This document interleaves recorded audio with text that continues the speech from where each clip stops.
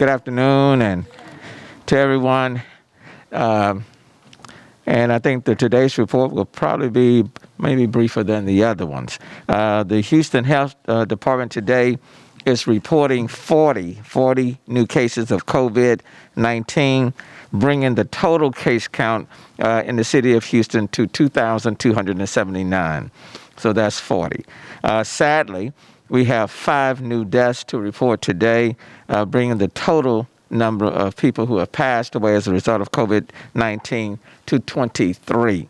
Okay, so it's 40 new cases that we're adding. I think yesterday we added, I can't recall, 60 something.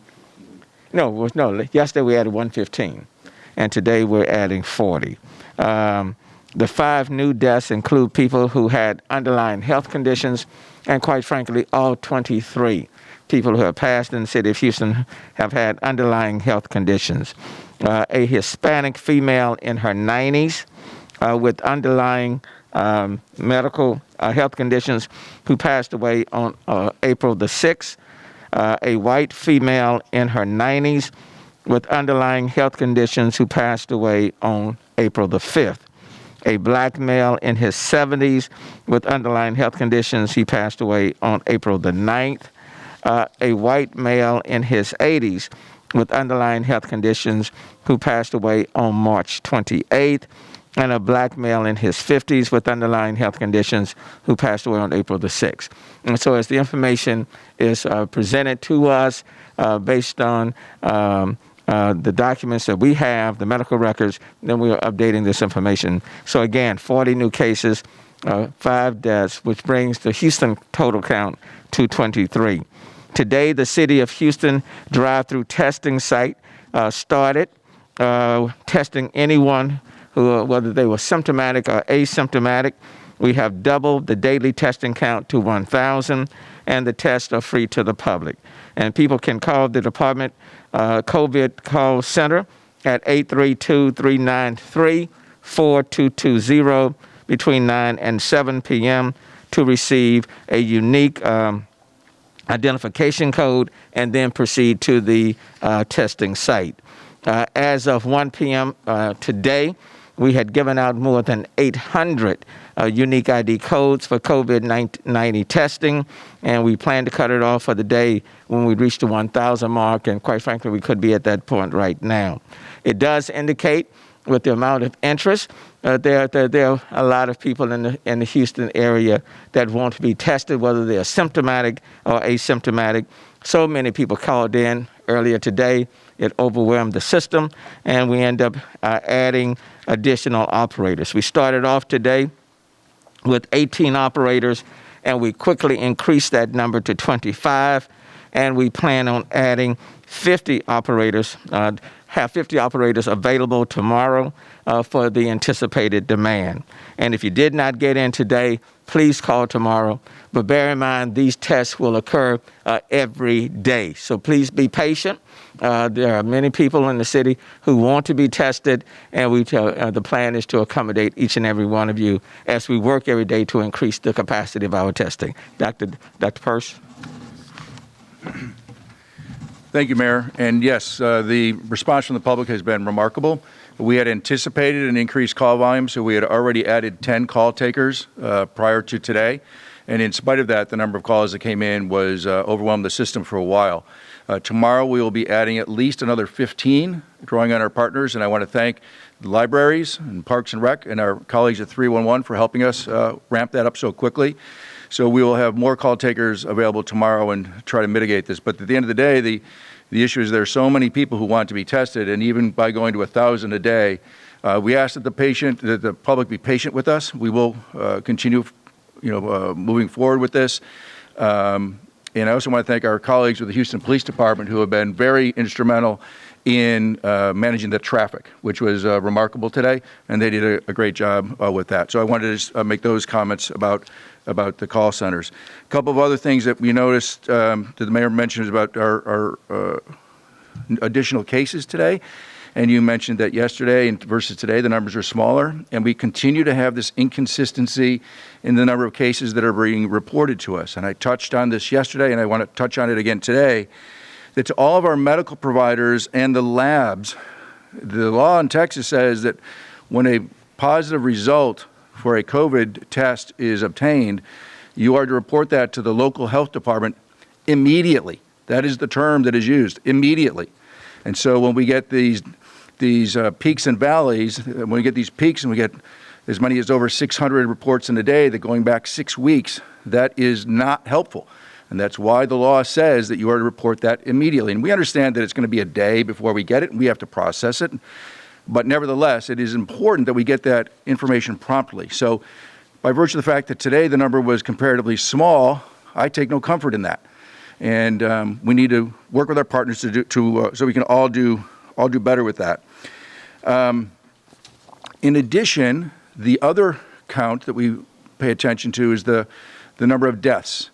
And as will be posted on our webpage today, not only the age, relative age, the gender, but also the date of death. And you'll notice that with today's, 4 of the 5 deaths occurred within the last 10 days. The law requires that physicians report the death. They have 10 days to report the death to the local health department. We have asked by phone calls and calling around the city and working with our partners in the health department, in the medical community, that we've asked them to be more prompt than that. We would like to know within 24 to 48 hours, again, so that we can make more informed decisions. And you'll notice in one of these, the person who died back in March. So this is now at least the second time when we have had a greatly delayed report of death. And we found this one through our efforts of going through death certificates. And there are many death certificates. This is a big city. There's a lot of people, the death certificates that occur per day. That's natural. But we've gone through those, we've culled through those and found, now this is the second time we found a case of someone who died related to COVID disease, which had not been reported to us. And again, that is not helpful. So again, to our physicians and hospitals and other healthcare providers, please recognize the vital importance it is to our elected leaders to be able to make informed decisions based on the information that you will be providing us. And so that needs to be done timely. And we're working together on this. This is a difficult situation. We've never asked this of you before. We recognize that, but clearly you can understand the reason why we're asking this. And so please pay attention. Do what you can to get this information to us as quickly as possible so that we can make more informed, clear-minded, strategic decisions. Mayor? Thank you, Dr. Purse. So the first information we're getting from hospitals and from the doctors, and then at the same time, we are also combing through all of those records ourselves. At whatever point in time, all of the information will be made readily available in that regard. So today, 23 deaths, and then we're adding 40 new cases to our account. Let me also, at this point, let me also acknowledge Mayor Pro Tem Dave Martin and City Councilman Edward Pollard, who's also here with us as well. Chief Pena. Thank you, Mayor. Thank you, Mayor. Good afternoon. My report's going to be short today. Your Houston Fire Department remains fully operational at this point. Our call volume has remained flat as well. I'm happy to report that the number of personnel in quarantine at this time has dropped. We're at 87 today. We still have one firefighter, Captain Capistran, who's still in the hospital.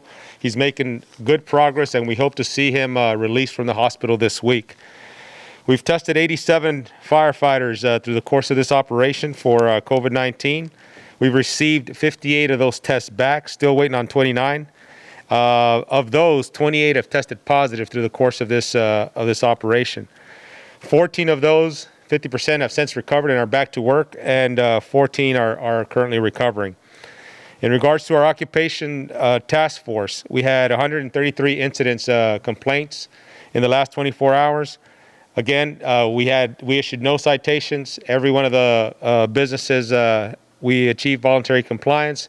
And we're moving forward in that respect. That's my report. Thank you. Thank you, Chief Pena. Chief Acevedo. Good afternoon, Mayor. Thank you. Let me bring this up. Here's our report in terms of our personnel. First, I want to start off first and foremost by letting everyone know we absolutely appreciate the continued prayers for Raymond Cervantes and his wife, Liz. She is doing well. As you all know, she was positive for COVID, but she's handling it well. He continues in ICU. He's still on a ventilator. but his lung the functioning of his lung continues to show some improvement. So we remain hopeful, and we just continue to ask for prayers for him and his family, and we truly appreciate it. As of today, we have 101 members of the Houston Police Department in quarantine, 73 classified sworn off personnel, and 28 civilians. We have had 162 members of the Houston Police Department tested for the virus. 156 officers, 35 have come back positive, and 84 have come back negative, with 37 pending. And we've had 6 civilians that have been tested, Mayor. 1 has come back positive, 1 negative, and 4 pending. We're up to 10 individuals that have returned to work, up from 7 from my last report, up to 10. And as it relates to the department, we're at 100% capacity.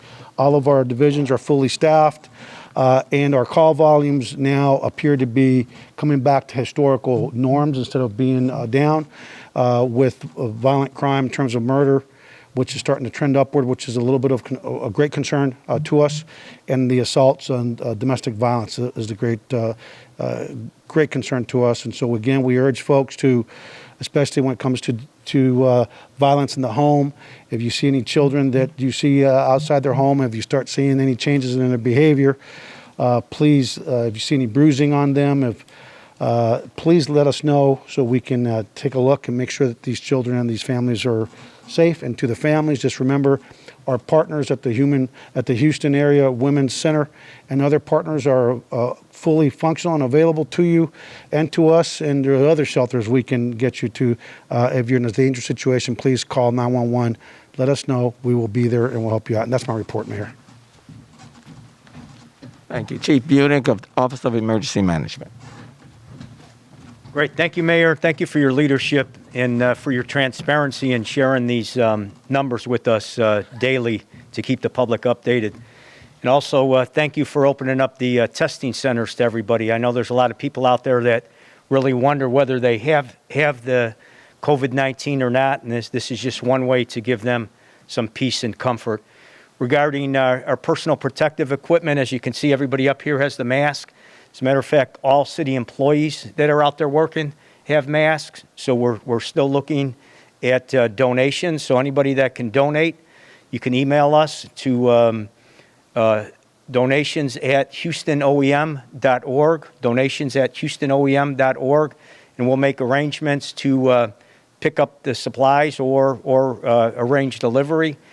The quickest way to get the PPE out to the first responders and others essential city employees is through donations. So we appreciate that. I know the mayor is going to be talking about a donation right after this. We appreciate that generous donation. Thank you, Mayor. Thanks, Chief Bunick. And you know, we've always said that the major objective of social distancing, staying at home, working safely, was to stay within our hospital abilities, capability of handling every patient that comes in, to provide them with the medical care and the attention that they need. And as of today, our hospitals, at least in the 9 county areas, are still within their baseline capacity. So that's good news. We take it one day at a time. And again, I want to thank people for engaging in social distancing.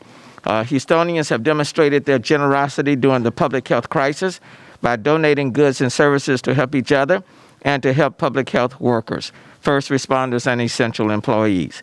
And today, as we pretty much have done almost every day, I want to welcome Artur Elvizian, I hope I didn't mess that name up, to City Hall. He is the owner of many Jack in the Box restaurants in Houston, and he and his employees and other Jack in the Box restaurant owners are donating 50,000 vinyl gloves to the city of Houston for our healthcare workers and first responders. And I want to thank him and his employees for their generosity. Thank you, Mayor. Come forward, come on.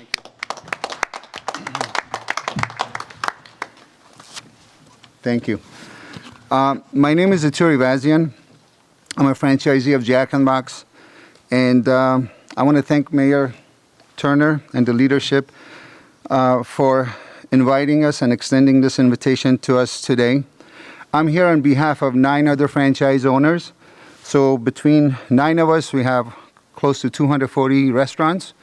And we here because as a fast food operation, we were deemed essential business during this time. Jack in the Box is committed to keeping our doors open to serve our communities through takeout, drive-through, and delivery. Jack in the Box still continues to promote health and safety both inside and outside of our restaurants by deeply cleaning and disinfecting our surfaces every hour, sanitizing our cash registers more frequently, along with enacting mandatory hand washing and glove and mask wearing procedures. Gloves are very hard to come by nowadays. So we wanted to share some of our resources with our local communities and our neighbors and our city who need them the most. Jack in the Box franchisees in Houston and Beaumont, we teamed up together and came up with the plan to donate 50,000 gloves to the city of Houston. Today, we're here to showcase that we are all in this together as we navigate through this new climate.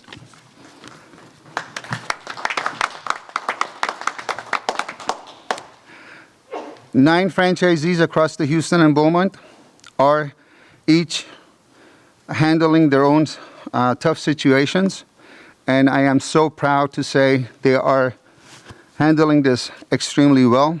Each franchisee has implemented their own process to support their restaurant employees, keeping in mind the health and safety of our team and their families. These policies and procedures are based on corporate recommendations implemented at corporate-owned restaurants. Jack in the Box has also implemented new marketing initiative made specifically to assist our customers and neighbors during these uncertain times. For example, we have bundled new deals where we have packaged our most popular items to feed larger groups of people. And we also have a new product called popcorn chicken that people love. So our restaurants are open, our drive-thrus are open. We are working with third-party deliveries, and some of them are working with us with free, no charges. And also, we are open for takeout. Also, Mayor, on a personal level, I want to thank you as a chair of HEART for your ongoing support for HEART. HEART program deals with adults with intellectual and development disabilities. We train and teach them, and we put them to work. So just want to thank you, sir. Thank you. Thank you, the leadership. Thank you. Let me thank you, Atur, and then let me just say, as they help out our first responders and healthcare providers, let's help out all of our restaurants and order, get a takeout, help them out as well, because many of them are on the front line helping to serve the rest of us. So thank you so very, very much.